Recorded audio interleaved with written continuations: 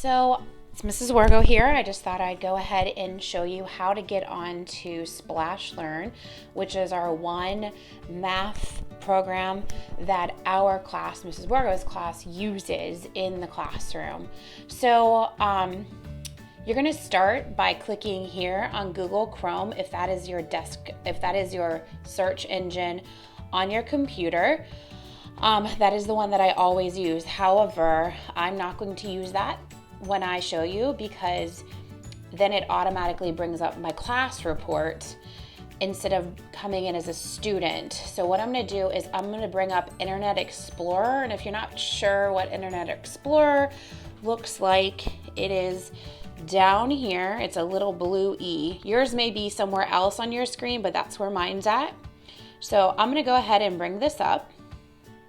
Okay, if you go into this search box right here, you're going to type in Splashlearn.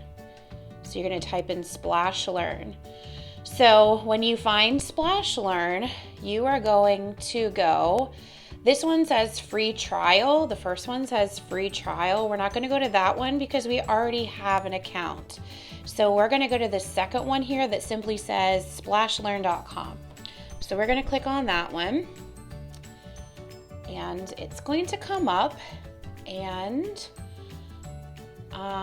we are going to go over here to sign in. So I don't know if you see that down here on the screen. We have where it says sign in right there. So I'm going to click on that. And it says, where are you playing Splashlearn? I guess right now, maybe we're going to try class because it's under class. So we're going to give that one a try right now. And we have to type in our password. And the password that correlates with our classroom code is NEMSDO.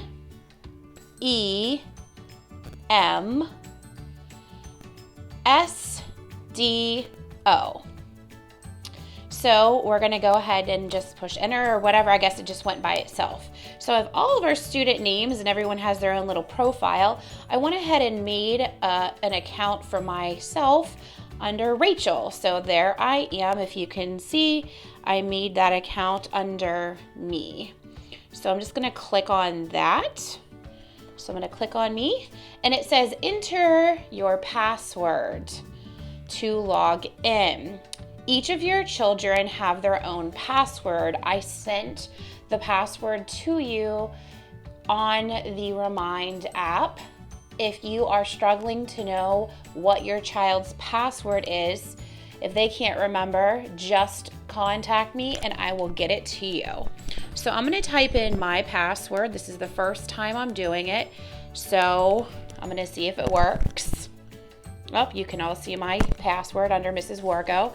But anyhow, it says you are in the sky world. And I'm pretty sure if I remember correctly, everyone starts in that world and you have to earn like points to get to other worlds. So, okay, we're starting in the sky world. I'll just X out of that. Everyone else should come up like that automatically.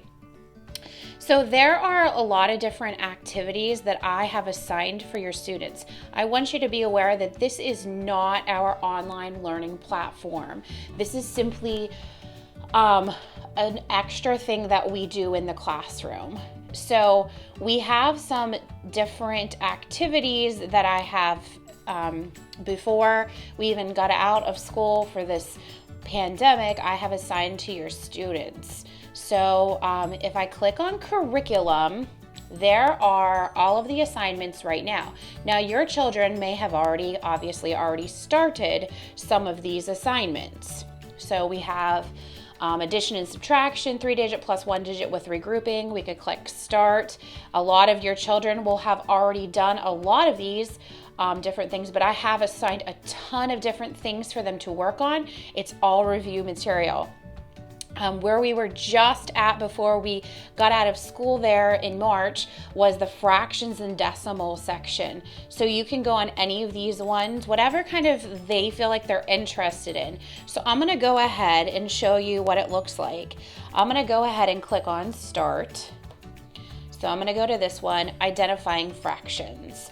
If you go up to the screen right here, you can see that that's gonna maximize your screen size. So instead of it just being a little box on the screen, it's gonna make your box be bigger onto the screen.